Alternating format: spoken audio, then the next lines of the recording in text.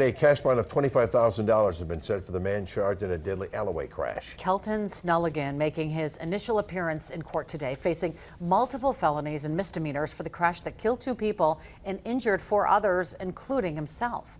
Action 2 News first alerted you Snelligan faces 2 counts of homicide by intoxicated use of a vehicle, 2 counts of causing injury while operating under the influence, injury by intoxicated use of a vehicle, and bail jumping. Emily Roberts joins us now from the newsroom to tell us what happened at Snelligan's initial appearance today. Emily. Cammie, Bill, Snelligan appeared in court on video from the Brown County Jail after spending the first half of his day in the hospital.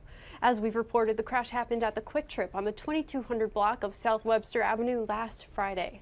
Deputies say the 22-year-old Snelligan drove north on Webster and hit another vehicle at the intersection of Alloway Avenue.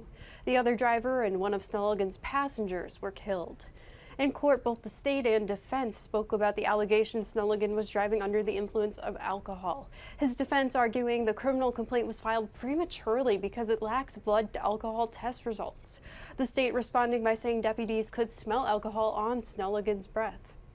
Lacking stronger evidence of the level of intoxication, I'm going to set a $25,000 cash bond. Snelligan is due back in court next month. And tonight on Action 2 News at 6, best friends of victim Luis Rios Alvarado described the legacy he leaves behind. Cammie?